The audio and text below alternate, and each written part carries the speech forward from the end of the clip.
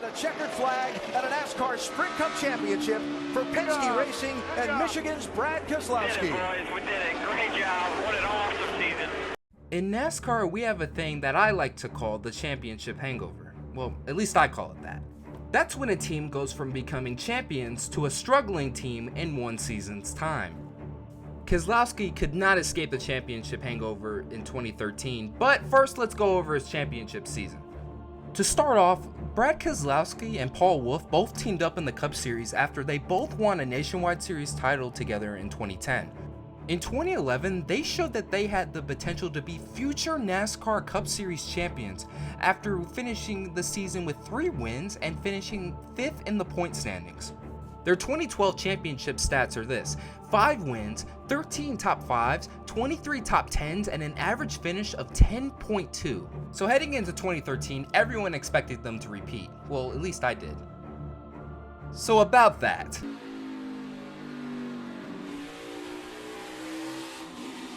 Caution. Brad Keselowski hits the wall in turn 2. Significant right front damage. Got a flat or something down the straightaway. All right, come for him. Lap 157. Keselowski was running 17th. You can see that right front tire is down, and that was the indication I had when I looked up. The car went straight to the wall. Of course, with the right front tire down, we don't run that inner liner safety shield inside the tires at a short track, and that's probably sway bar arms, A-frames, frame, everything else dragging. But Larry, I like what I see, that the tire itself doesn't have a lot of damage on it. I don't think he hit the wall all that hard. Way up the racetrack already. Got into it pretty hard. But he managed to arc through most of the turn before he hit. It's right along with Greg Biffle. Slowing up high, hitting the fence out ahead of you, the 2. Slowing up high. Caution, caution, caution. And Darrell, if you get a flat that soon after a restart, chances are you possibly got together with someone and maybe knocked the valve stem off or cut that right front down. 9 of Carl Edwards. Boy, Edwards' car has woken up after this last pit stop. And front straightaway hard in the wall goes Casey Mears. I was watching these guys in turn 3 and 4. There was no way they were going to make it off turn 4. Well, that's not the caution Casey Mears wanted to see, but all those drivers that took the wave around, it's perfect for them. Kevin Harvick and Kurt Busch, most importantly. I was hollering at Barry. I said, Barry, turn 4, turn 4. I don't like the looks of this. 13 way up high outside Paul Menard. And Kurt Busch trying to flash through with Keselowski. They all kind of come together right here. Oops. Kurt Busch in that 78 is going to have a little bit of damage on the right side of his car. Look at Brad Keselowski in bunch that of damage in his car. Here comes the 55 of Mark Martin, who's several laps down. And then here they come. Bouncing off the wall, and again, even though it's a wide front straightaway, when they start bouncing off the wall, you just get into it. Keselowski took a pretty hard hit to the outside there. Pits are closed, but Brad Keselowski comes to pit road as Mears goes to the garage. Well, you can see all the damage on the right front of his 2 cars, so that's the reason they went ahead and pitted early, even though pit road was closed. Yeah, I'd say they knocked the radiator out of it. It definitely got all the front nose caved in on it, but I'd be surprised if they don't have some radiator problems. We've long said that restarts are the best opportunity to gain a spot. Oh, yeah, baby. And Martin Truex trying to break that long winless streak into the wall. 2 cars hard in the wall in turn 3. Danica Patrick and Brad Keselowski. Oh, more damage on the 2. Looked like the right front was locked up and took it right into the wall.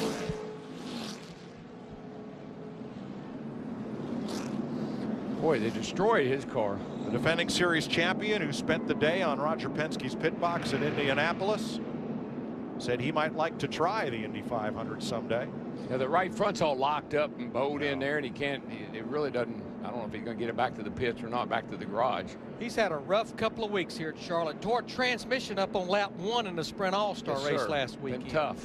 Remember those 7 cars that were fighting for the 1 lap down transfer position? There's 2 of them right there, with Ricky Stenhouse inside them. Yeah, I think it got a little tight. Ricky maybe it moved up a little bit and caused Danica to move up a little bit. Got into the 2 car of Keselowski, and into the wall they go. When they were going down the back 2 and 3 wide like that, I said, man, I don't know if it's going to work or not. Well, let's ride with Danica. Still straight middle. Clear high, clear high.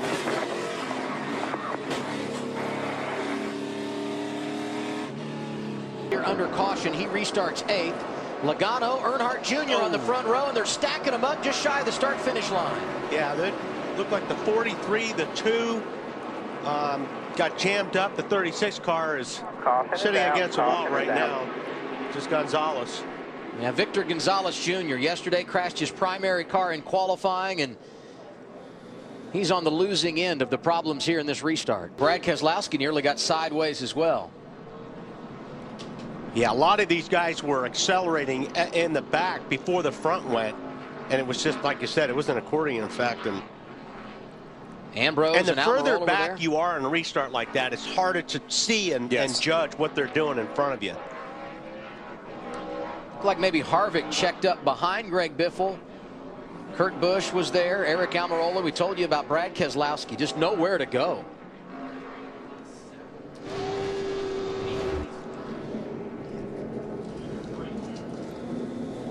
So it's our 6th caution of the day.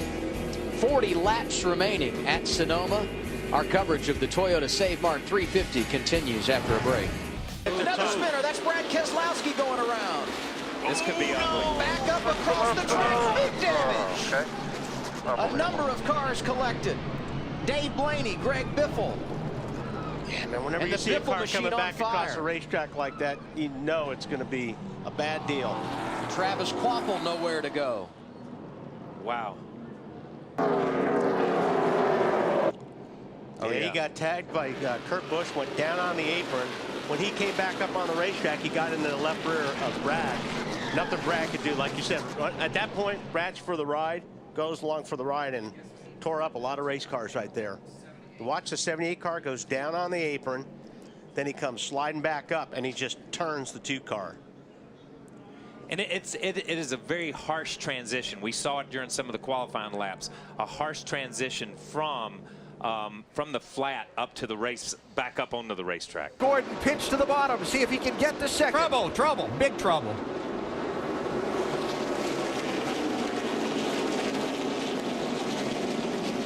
Newman, Keselowski, Hamlin, Harvick, Truex, and Schrader. Really hard to tell. I mean, it looked like the 11 was slow getting in the corner. Looked like he tried to get up there. I thought maybe the 55 got a little bit loose getting there, and Jimmy was trying to maybe avoid that somehow. Okay. 11 and 55 there. Yeah.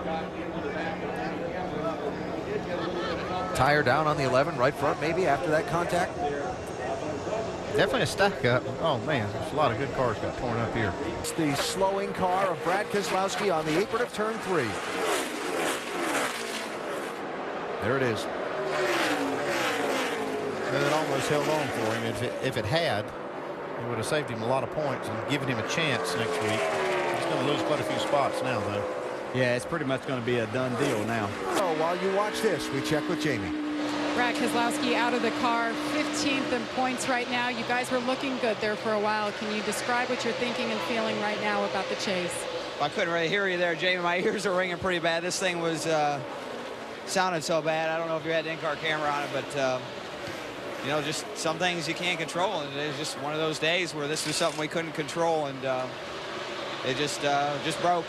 I guess you know, you look at the positives. We ran well. We were leading the race when we broke, doing all the right things, but we just didn't put all the pieces together. And I guess cheer on my teammate Joe Logano. He's looked really good. Hopefully he can get another shot at it. You think you guys have a chance next week? I mean, yeah. I mean, we had a chance this week, and you know, I feel like we'll be really strong next week. But obviously, we don't dictate our own fate. All right. Well said from Brad Keselowski. Alan?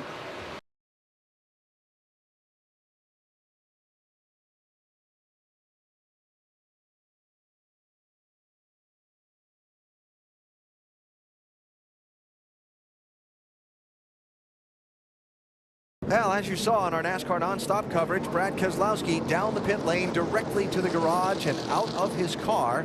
And one of the NASCAR officials reporting that there was liquid trailing from behind that too when he came down the pit lane, and that's the reason for this third caution of the race. That's why the pit road has not been opened yet, so they can make sure it's all clean and clear before the cars come down to make their stops. Vince? Well, Brad was reporting that he was smelling smoke in the car, and then it was tightening up a great deal, and the crew chief Paul Wolf believes that they burned up a rear seal. That was the issue. You see all the rear end grease and fluid on the back of the car, and you have to believe there's some on the racetrack. They're looking for it. Well, that is tough luck for Brad. He was running 12th when he went down the pit lane, as you see there, and pit road now open. After his speeding penalty pass-through from the green flag pit stops, Brad Keselowski lost the draft and is going a lap down. You guys not hear me at all? Because you're not answering anything I'm saying. Yes, I can hear you. I don't know what I'm not hearing to answer that. Well, I was asking for about 3 straight laps when we were going to pit. All right, well, if I don't answer you, use the other radio. Can't when you're talking on it. Well, the driver doesn't need to be changing radios. That's up to the crew chief and them. Somebody's got to be hearing the driver, and when you're asking something, you've got a lot going on out there. You don't need to be looking and switching radios at any point in time unless you're under caution talking about something. Yeah, I guess somebody needs to answer the phone if They do, for sure. So his 2013 stats look like this: 1 win, 9 top 5s, 16 top 10s, a pole, an average finish of 14.9, and a 14th place points finish at season's end. Now, when you take a look at his stats from that season, that doesn't necessarily look like a bad season at first. I mean, he still had 16 top 10 finishes, but when you finish 14th in the standings after winning the championship the previous year, then it's very disappointing by comparison. And once again, that'll do for another Bad Seasons video. Thank you guys so much for watching. This is Black Flags Matter. Catch you next time.